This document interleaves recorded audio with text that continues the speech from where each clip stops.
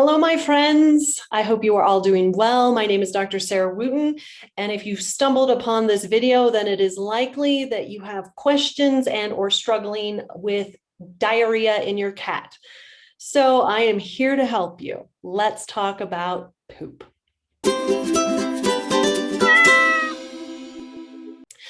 So I suspect that most of you are watching this video because you have a cat that has chronic problems with diarrhea.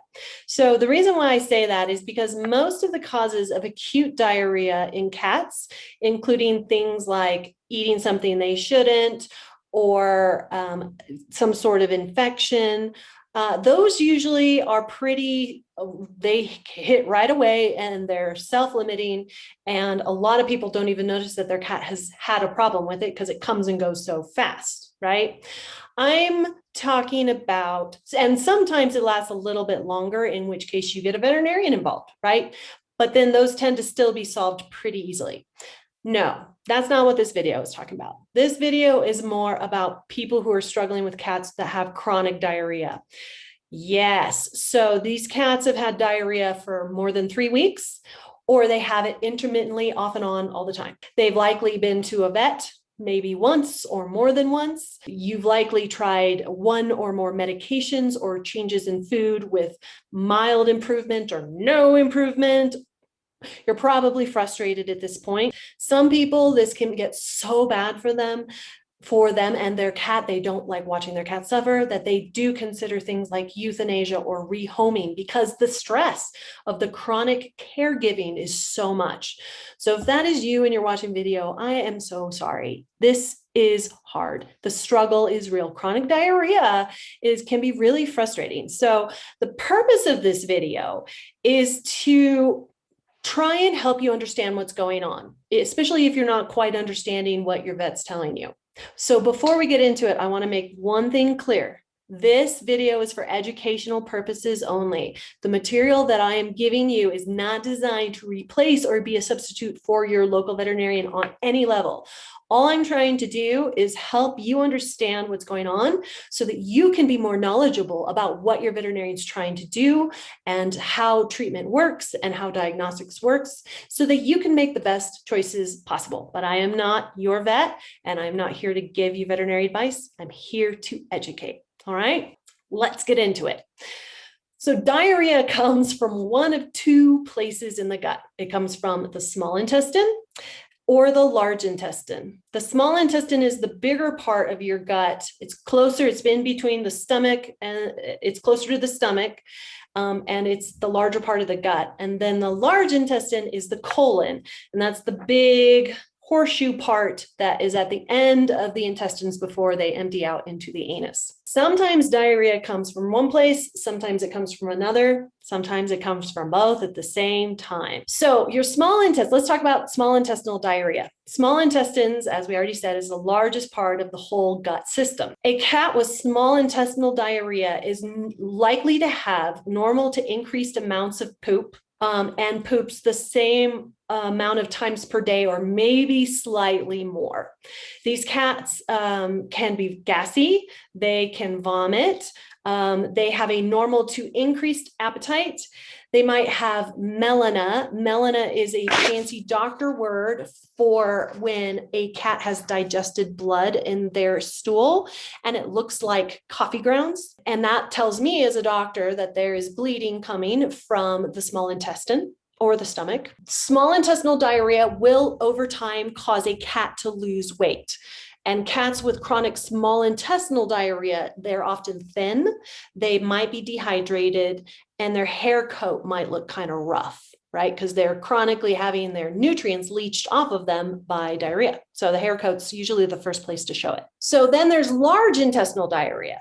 That's from the colon. So that's the last place that poo has to travel through on its way out the other end. Diarrhea from the large intestine causes increased urge and straining with less poop actually produced. So these cats got to go and they got to go now. And then they go sit in the litter box and they strain and nothing comes out, or maybe a little mucus comes out, right? So there could be blood or mucus in this stool. The cat may or may not be gassy, may or may not have vomiting. This type of diarrhea usually does not cause a cat to lose weight. These cats often look normal on physical examination when I take a look at them. Sometimes they might have some rectal irritation from chronic colitis. So cats can have small intestinal diarrhea, they can have large intestinal diarrhea, or they can have both at the same time. So the causes of chronic diarrhea are super long. There is like a ton of them, right? I'm going to read you just a couple so that you can get an idea. And this is just a couple, right? We've got inflammatory bowel disease. We've got bacterial imbalances in gut bacteria, which means that the gut bacteria, there's too many of the bad guys and not enough of the good guys, for lack of a better way to say it. It could be from parasites or other infectious agents. Panleukopenia can cause diarrhea. Aflatoxins from mold, maybe the food is contaminated. Allergies, food allergies. Cats can have food allergies, or they can have chronic diarrhea from metabolic disorders like hyperthyroidism or kidney disease. It can be really tough to find out what is causing the diarrhea. And it's hard sometimes to figure out how best to have a cat, to help a cat with chronic diarrhea without doing some testing and some trial and error. It just is what it is, right? I would love to pull out my crystal ball and go, why is this having diarrhea? No, I can tell you why without doing tests, but I can't yet, at least. So there could be several tests that are recommended, right? And this could require some patience on your part as the pet owner, and know that your vet is just doing the best that she or he can do, right? So testing for chronic diarrhea really depends on what your vet thinks the underlying cause is and where the problem's coming from. So tests can range from blood work to check for metabolic disorders, urine testing to check for kidney disease, imaging studies such as x-rays or abdominal ultrasounds, and then many different fecal tests. And in some cases, a vet may even recommend exploratory surgery to take biopsies of the intestines because they just can't figure it out any other way. Inflammatory bowel disease, intestinal cancer is often diagnosed this way. And cancer can also cause chronic diarrhea.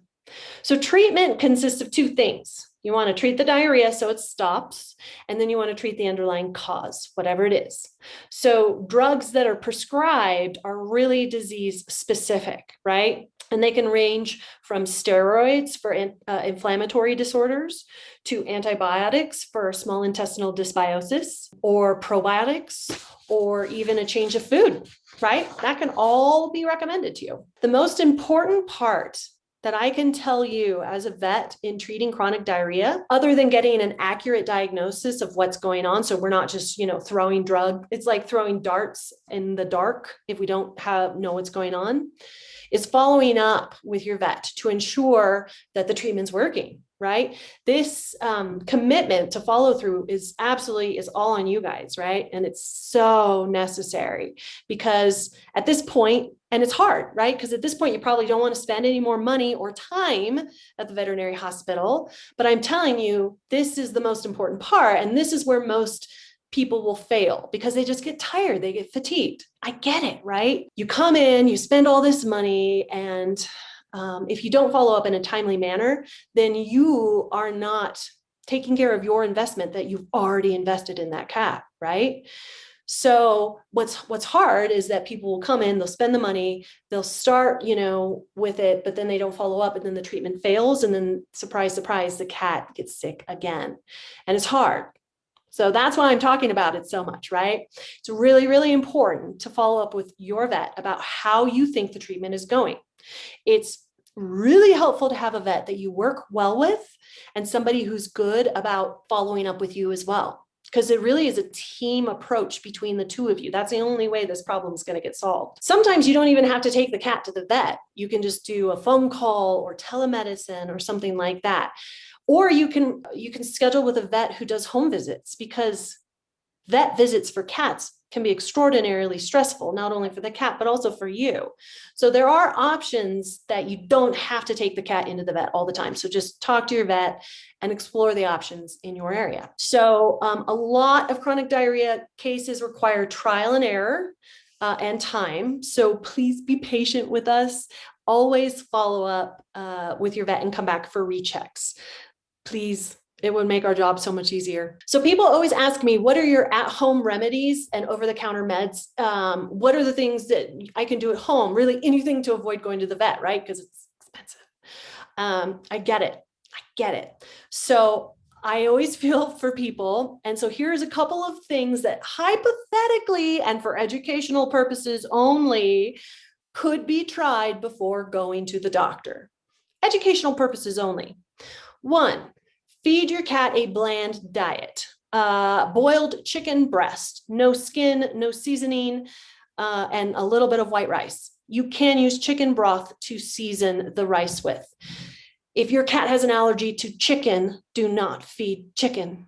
Do ground beef, very, very, very lean ground beef instead. Feed this diet and only feed this diet and feed small amounts of this diet. The reason is that a sick gut cannot digest very well. So easily digestible bland diet can help. All right, that's my number 1. Number 2, get some good probiotics that have a high number of bacteria, live bacteria, and it's CFUs, colony forming units. And it's even better if they list out the individual strains. Feed your cat a probiotic once a day. You can just mix it right in the food. Number 3, do not use any human over-the-counter anti-diarrheal medications in your cat, because some of them can be toxic to cats. I'm thinking specifically about loperamide, which can cause hyperactivity or respiratory depression, right? So don't give your cat any over-the-counter human anti-diarrheal stuff unless your vet says so. So that's my 3 things. If you do not see any improvement in 3 days, or if your cat is acting sick in any other way, or if you're worried in any way, get thee to a vet. This is for educational purposes only. So best of luck to everybody who is fighting runny poo out there. Keep up the good fight. My name is Dr. Sarah Wooten. Thank you for watching. If you have a topic you would like me to cover, please leave it in the comment section, and please let me know if this video is helpful. Have a great day.